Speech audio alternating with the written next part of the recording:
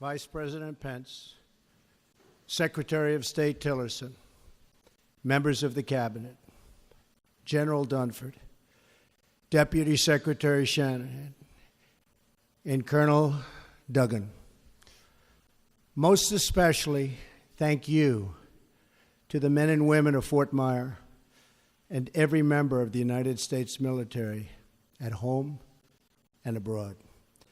We send our thoughts and prayers to the families of our brave sailors who were injured and lost after a tragic collision at sea, as well as to those conducting the search and recovery efforts. I am here tonight to lay out our path forward in Afghanistan and South Asia.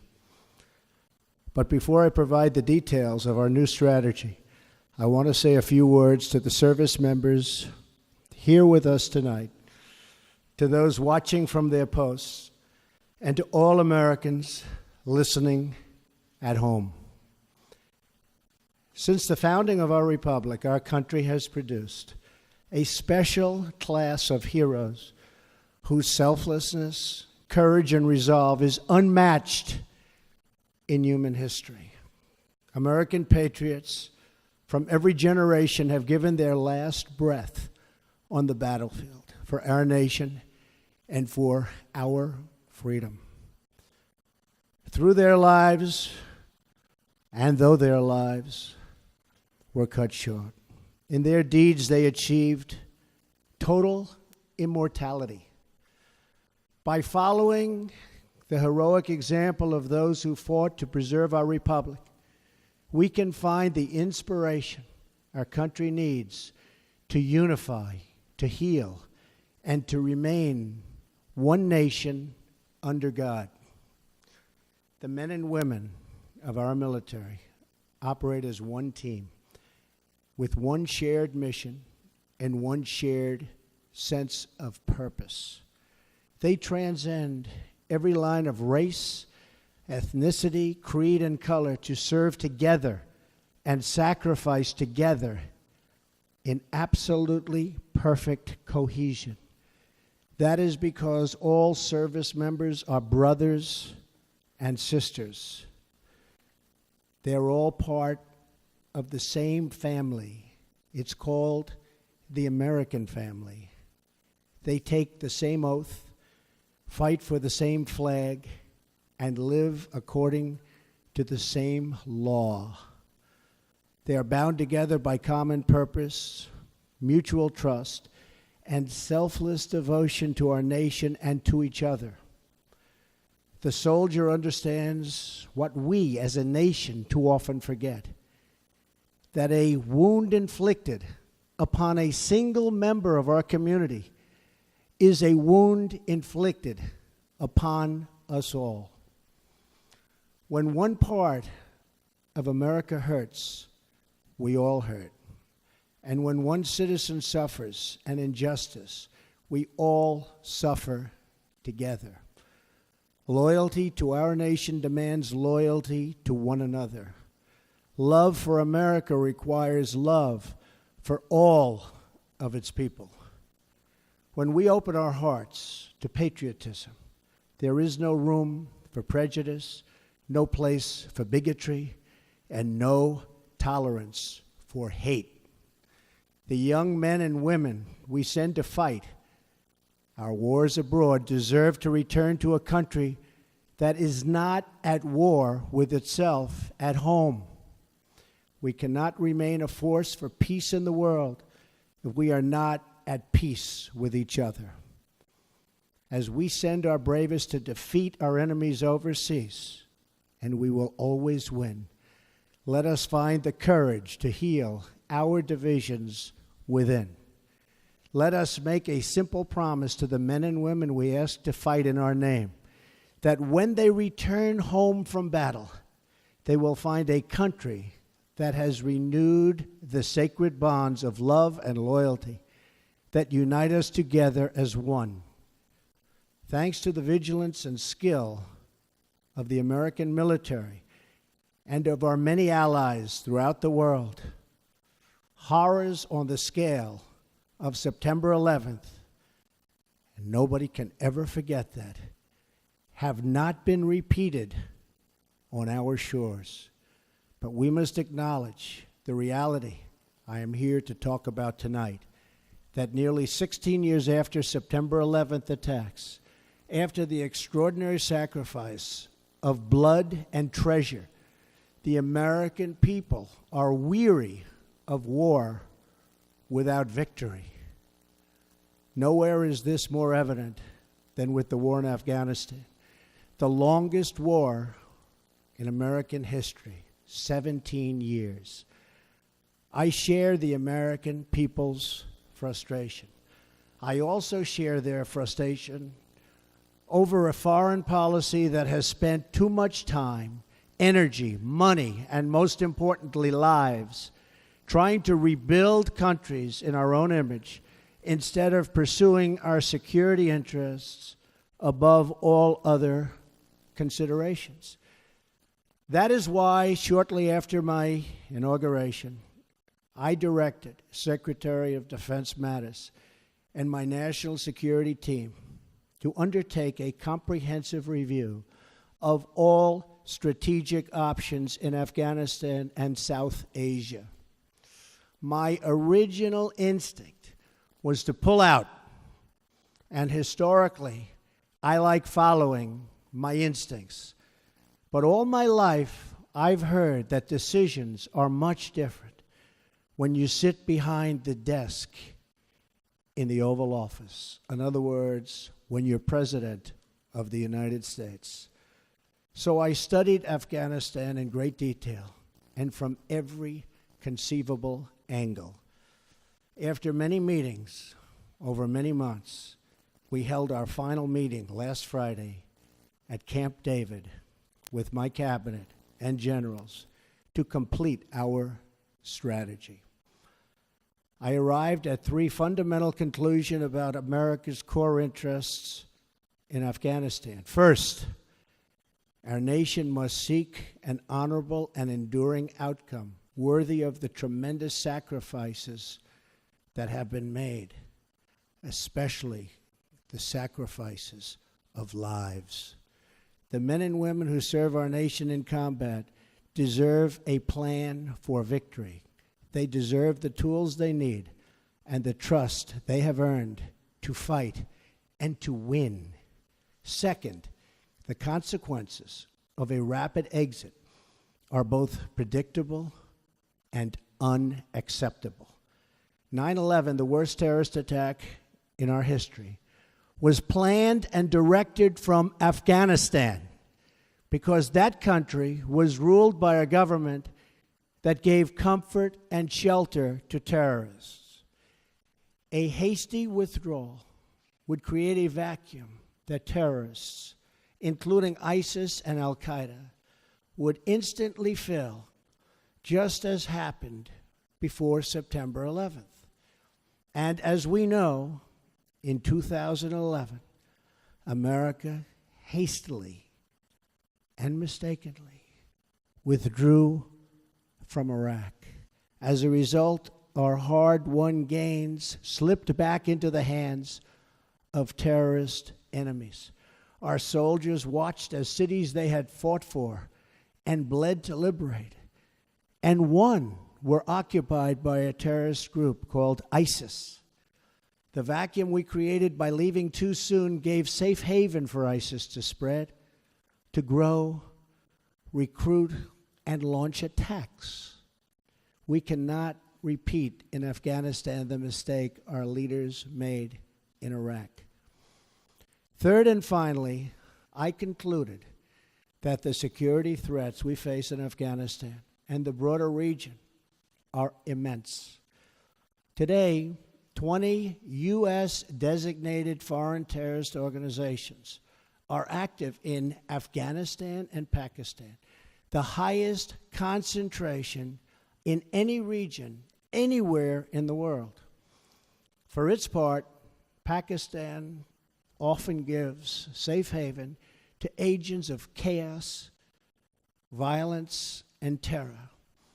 The threat is worse because Pakistan and India are two nuclear-armed states whose tense relations threaten to spiral into conflict, and that could happen. No one denies that we have inherited a challenging and troubling situation in Afghanistan and South Asia, but we do not have the luxury of going back in time and making different or better decisions. When I became president, I was given a bad and very complex hand, but I fully knew what I was getting into, big and intricate problems. But one way or another, these problems will be solved. I'm a problem solver. And in the end, we will win. We must address the reality of the world as it exists right now, the threats we face, and the confronting of all of the problems of today, and extremely predictable consequences of a hasty withdrawal. We need look no further than last week's vile, vicious attack in Barcelona to understand that terror groups will stop at nothing to commit the mass murder of innocent men, women, and children. You saw it for yourself. Horrible.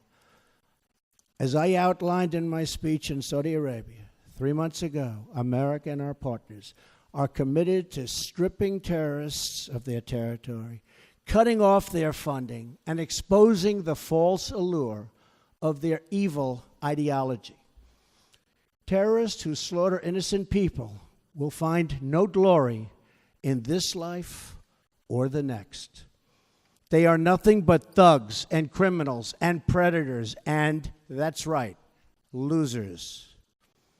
Working alongside our allies, we will break their will, dry up their recruitment, keep them from crossing our borders, and yes, we will defeat them, and we will defeat them handily. In Afghanistan and Pakistan, America's interests are clear.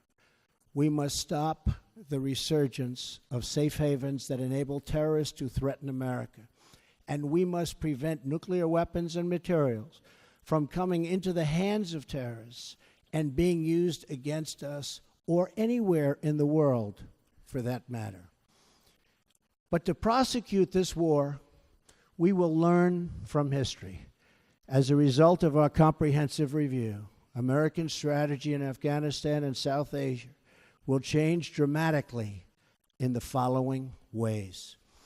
A core pillar of our new strategy is a shift from a time-based approach to one based on conditions. I've said it many times, how counterproductive it is for the United States to announce in advance the dates we intend to begin or end military options. We will not talk about numbers of troops or our plans for further military activities. Conditions on the ground, not arbitrary timetables, will guide our strategy from now on. America's enemies must never know our plans or believe they can wait us out. I will not say when we are going to attack, but attack we will. Another fundamental pillar of our new strategy is the integration of all instruments of American power, diplomatic, economic, and military, toward a successful outcome. Someday, after an effective military effort, perhaps it will be possible to have a political settlement that includes elements of the Taliban in Afghanistan. But nobody knows if or when that will ever happen. America will continue its support for the Afghan government and the Afghan military as they confront the Taliban in the field. Ultimately, it is up to the people of Afghanistan to take ownership of their future, to govern their society, and to achieve an everlasting peace. We are a partner and a friend, but we will not dictate to the Afghan people how to live or how to govern their own complex society. We are not nation building again. We are killing terrorists. The next pillar of our new strategy is to change the approach and how to deal with Pakistan. We can no longer be silent about Pakistan's safe havens for terrorist organizations, the Taliban, and other groups that pose a threat to the region and beyond. Pakistan has much to gain from partnering with our effort in Afghanistan. It has much to lose by continuing to harbor criminals and terrorists. In the past, Pakistan has been a valued partner. Our militaries have worked together against common enemies. The Pakistani people have suffered greatly from terrorism and extremism. We recognize those contributions and those sacrifices. But Pakistan has also sheltered the same organizations that try every single day to kill our people.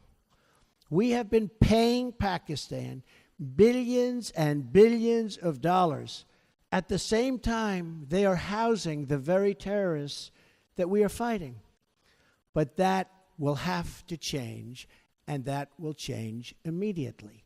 No partnership can survive a country's harboring of militants and terrorists who target U.S. service members and officials.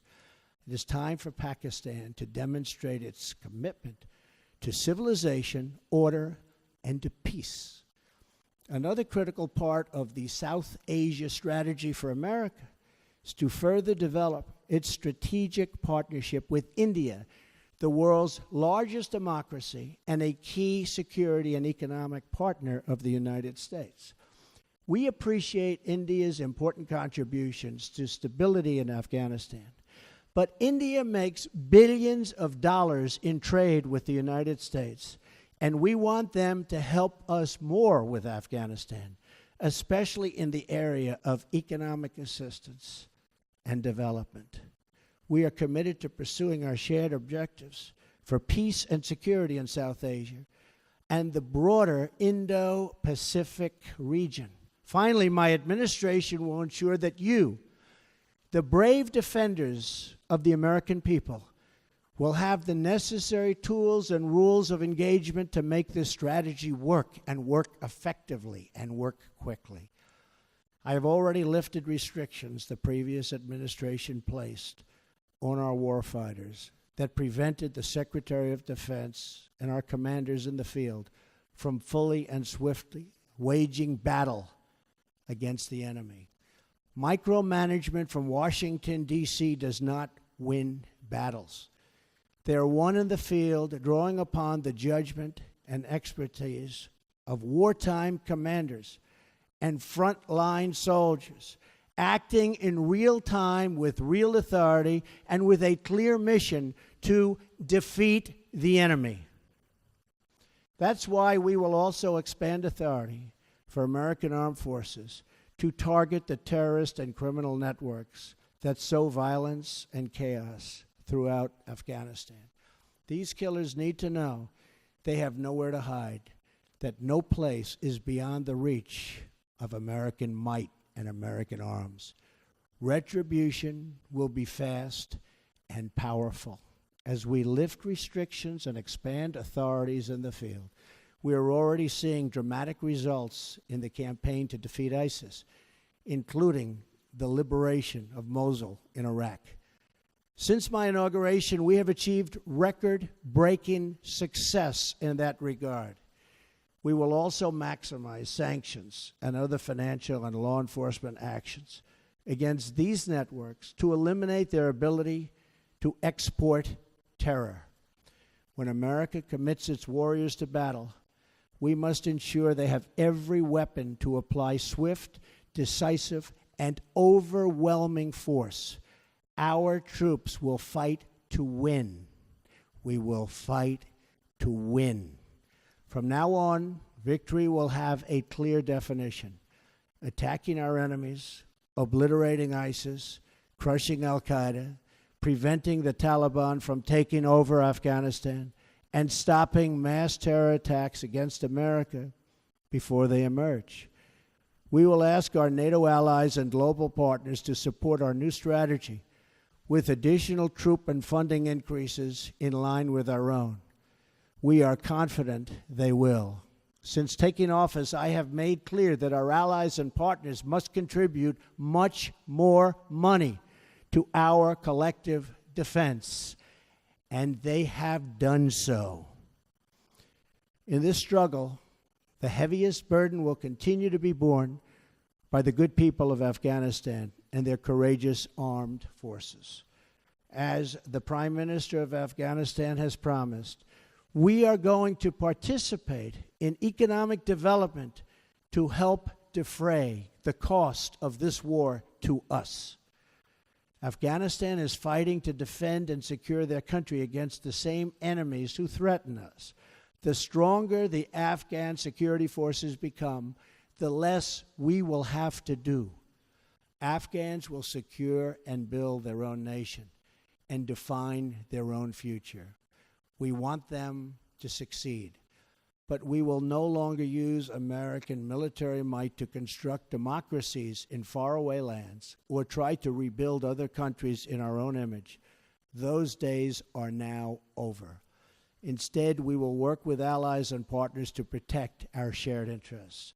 We are not asking others to change their way of life, but to pursue common goals that allow our children to live better and safer lives. This principled realism will guide our decisions moving forward. Military power alone will not bring peace to Afghanistan or stop the terrorist threat arising in that country. But strategically applied force aims to create the conditions for a political process to achieve a lasting peace. America will work with the Afghan government as long as we see determination and progress. However, our commitment is not unlimited, and our support is not a blank check. The government of Afghanistan must carry their share of the military, political, and economic burden. The American people expect to see real reforms, real progress, and real results. Our patience is not unlimited. We will keep our eyes wide open. In abiding by the oath I took on January 20th, I will remain steadfast in protecting American lives and American interests. In this effort, we will make common cause with any nation that chooses to stand and fight alongside us against this global threat. Terrorists, take heed. America will never let up until you are dealt a lasting defeat. Under my administration, many billions of dollars more is being spent on our military, and this includes vast amounts being spent on our nuclear arsenal and missile defense. In every generation, we have faced down evil, and we have always prevailed. We prevailed because we know who we are and what we are fighting for. Not far from where we are gathered tonight, hundreds of thousands of America's greatest patriots lay in eternal rest at Arlington National Cemetery. There is more courage, sacrifice, and love in those hallowed grounds than in any other spot on the face of the earth. Many of those who have fought and died in Afghanistan enlisted in the months after September 11th, 2001. They volunteered for a simple reason. They loved America, and they were determined to protect her. Now we must secure the cause for which they gave their lives. We must unite to defend America from its enemies abroad. We must restore the bonds of loyalty among our citizens at home, and we must achieve an honorable and enduring outcome worthy of the enormous price that so many have paid. Our actions, and in the months to come, all of them will honor the sacrifice of every fallen hero, every family who lost a loved one, and every wounded warrior who shed their blood in defense of our great nation. With our resolve, we will ensure that your service and that your families will bring about the defeat of our enemies and the arrival of peace. We will push onward to victory with power in our hearts, courage in our souls, and everlasting pride in each and every one of you. Thank you. May God bless our military, and may God bless the United States